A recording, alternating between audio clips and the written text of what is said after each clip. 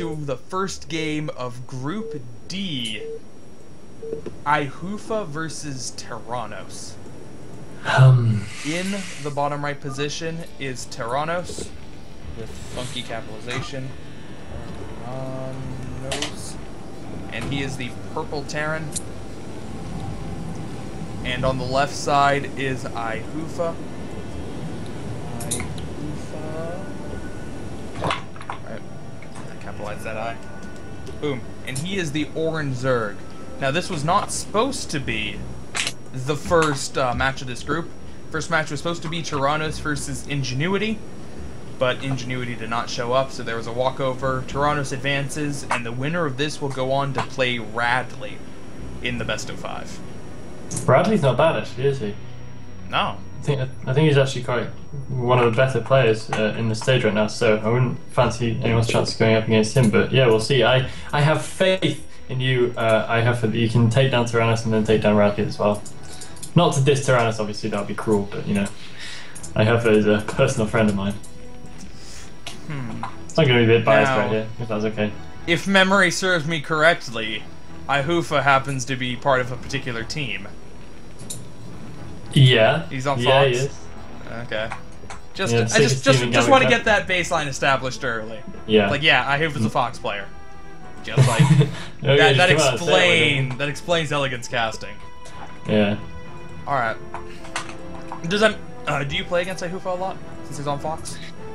I haven't for a while because of course I haven't played against anyone for a while. I'm hoping to quite soon because I like practicing against him. He's good practice, good player. He's a good player. Yeah, and he gives me a good run for my money. Got any insight on how he plays ZVT by chance? No, I'm afraid not. Since I've never played Terran. Ever. Certainly not against Ihufa. Never played Terran ever? No. Not a once. No, I've only played Zerg once. And that was against an A+ Korean in who used to be in my team. And I won, actually. Because I 4-pooled and got very, very lucky. What a great day that was. Alright then, man. Elegant. Just kind of subtly hinting that he has Olympic rank Zerg he doesn't want to use. I gotta be honest, it wasn't that subtle. Alright. I'm not really Olympic ranked, so maybe with 4-pool I could get quite high, but that's the same for pretty much anyone who has over 20 APM or so. Let's talk about the game instead of talking about me all the time, because that's really incredibly egotistical. And it's not about me, it's about Ihufa and Terranos. And we have a little bit of a sneak through with the SUV, taking some nasty hits from the Lynx, but that's okay because the Lynx decide they can't be bothered halfway through. And on goes the SUV in the wrong direction, so that's cool. The Lynx now making their way over to the ramp, but they should have a hard time getting up there if the SCV block is good. Will the SCV block be good? He's drilling, but this might not be good enough. That Marine actually looks like it missed a couple of shots right there. And now the SCVs are all taking damage. He's not drilling them back properly. Finally manages to drill them back properly, but only after losing a couple. And now only one Marine left to actually defend himself, and with more Lynx coming in on the way as well. This is already pretty serious trouble for Terranos. Two very small, but going to turn out to be very big mistakes from Terranos there. Mistake one, he did have that Marine barely on the ramp, and when you have backwards lamp like this, weird stuff happens about what counts as high ground and what counts as low ground. So there were some missed shots in there. The second big issue, he did not bring his second Marine immediately to the front. You should have 2 Marines to defend against a 9-pool attack like that. But since he didn't bring that other Marine, he had half the killing power that he should have had, and really just could not kill those Lings. It allowed a lot of the SCVs to go down, allowed the Lings through, and now Terranos is really paying for it. He does have a bunker up. He's not going to immediately die to this, but man, this is a really bad start to a series. Yeah. Doty, how screwed is Terranos right now? He's pretty screwed. I feel like he even could have tried a proxy hatchery right now with just pumping links from both his hatcheries and going for speed. So that would be definitely very hard to hold for Terranos. But yeah, we see he's pumping a lot of Zerglings right now, but he hasn't got speed, isn't doing it. So he's still going in, and I think he'll be fine. Yeah. No SCVs blocking the ramp. And going to lose 2 Marines immediately. The other 2 do manage to get back to the bunker, barely. But this barracks is going to take another good amount of hits. Immediately the Marine dies. It doesn't look like the building barracks is quite in range of the bunker, or at least to be defended by it. So that bunker cannot be constructed. It's going to be taken out. The Lings can once again go and attack that other barracks if they want to, just constantly prevent it from setting down to resume marine production again. Terranos up to over 500 minerals for a little while there before we threw down that extra barracks. Yeah. This is absolutely horrible for Terranos. You can see that he hasn't even got his gas up yet. He's making a second barracks, whilst over the other side of things we've got Ihufa, who's already making his spire. This is just a horrible situation for Terran to be in. I can't foresee or concoct any kind of situation in which he's going to actually be able to get back into this. Never say never, of course, because I've had a few nasty experiences with that, but I'm going to say pretty much categorically that Terranos is in a huge amount of trouble right now, just desperately trying to defend these last few links left running around his base, but he's still going to be losing marines to this, and the edge of that barracks is still out of range of that bunker too, so just going from problem to problem for Terranos right now, and very soon I hope he's going to be coming at him with a lot of mutas that he actually can't do anything about. I was kind of interested in exactly what Ihufa's follow-up to this was going to be. Any follow-up was just going to be devastating. I'm going to go with probably the simplest option of just going 2-hatch Mutalisk. And yeah, Terranos is going to have a bunker to try to hold off 2-hatch Mutalisk. I doubt he's going to have even an eBay up to build turrets. And yet more Lings are coming in, and it's not as if it's not as if Terranos is getting any better at defending against the Lings. Every time new Lings come in, they're able to pick off Marines at the top of the ramp, and then just cause mass chaos in the base. Yeah. I mean, even the extended range of that bunker is not enough. Those Lings are just able to keep darting in and out, just keep making hassle.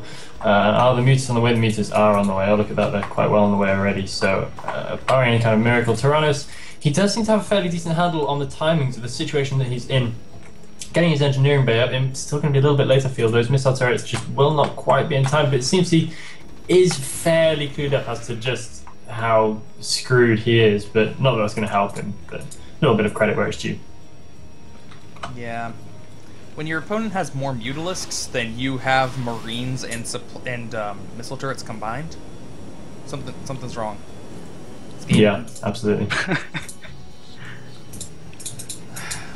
Well, he does now have 2 barracks. The academy's done, so he's at least going to be able to make medics. Yeah. But man, magic medics maybe. I don't know. Win this game. The Mutalisks The Mutalisks are coming in before. Excuse me. The Mutalisks are coming in before the turrets are done. It looks like he didn't even come in with the initial 6, but instead with 7. And yeah, that splash damage is about to get really, really nasty. Do we actually have any medics down already? We have 1 medic out, which gets picked off. That's definitely not what we want to be seeing. And these mutas, now it's time to start setting 2 on the missile turrets, taking a few unnecessary marine hits, but those marines are going to be very, very slowly medicated there. Boom, finally we have a good hold position shot. And we have a drone on the way in as well. Is he going to do the proxy hatchery? He is going to do the BM proxy hatchery. Just as Doty earlier predicted. I'm loving that. Honestly, I don't think it's that BM. Your opponent's building a lot of missile turrets at this point, and is digging in very fiercely. Sunkens might actually be the fastest way to end this game. Yeah, you might be right. Yeah, I wouldn't be too quick to call BM on that. I think you may actually be right. This may be the best option, most efficient option. Because, I mean, he could just choose to starve out his opponent and, like, go to Hive and get Defilers. That would completely kill Terranos, but it's kind of unnecessary. I would forgive Terranos though if he GG'd at this point. I think he's clinging on to the slimmest of slim hopes. All credit to him, he is still alive, sort of, in a manner of speaking. He's trying to build more missile turrets, trying to get some marines out, but his marine count is just being destroyed by the mutant microing in and out. Ihufa looking very, very confident with that mutant micro and very keen to just keep piling on the pressure, as well he might. He's in very little or no danger. Even if he were to lose all these mutants, I still don't think he would be in any real trouble. But he's just trying to clean this up as quickly as possible now, I think. Starting to bash away at the barracks. This is a bad situation for any Terran to be in. Yep. Well, hatchery's done. He's making drone number 1. What are all these units coming in? Are they all Zerglings? Nope. There are 3 drones in there. 4 drones in there. Oh, cool. Cool. We're gonna speed up. See, not only can you use creep colonies to make sunken colonies, you can actually use creep colonies to extend your creep. The very limited use of the creep colony. it actually extends the creep a lot faster than the hatchery does. It's actually That's why it's called the creep colony. I know, man. Yeah. It's not just a means to an end. It is an end in its own right. Now we have the Lings coming on in, starting some action. Maybe a little bit premature with the Zerkins there. I think he would have done well to wait. Not that it matters, but yeah, he lost a few Lings. That gas is now having to bid goodbye to any chance of ever being mine. Look at that ridiculous creep spread. I know, crazy. Boom, man. They shouldn't call it creep anymore. They should just call it walk or something. Call it run. Oh. Crazy shit. Elegant, despite not having casted in almost a month, has not missed a step. Clearly. Alright. Yeah, I've been working on my real life skills. It kind of pays off a little bit. Maybe. We'll see. But yeah, this is over. This is so over. If I were Terranos right now, I would have left some time ago just to save this from happening. This is ugly. This is awful. No, this is not ugly. Like one of the best sights in StarCraft is when you have the creep and it's spreading around the Terran buildings. I love that. People will remember this. People will remember this. Oh yeah. And that's well, cruel. It's fun, man. Yeah. Terranos. No, it's Ihufa's fault. It's not his fault at all. Terranos. This is the right thing to be doing. There we go. GG. Terranos. Ihufa takes game 1. Terranos had to play for that Kazakhstani pride. I'm pretty sure Terranos is from Kazakhstan. Yeah. Yeah, I think he is. Dear me. Alright.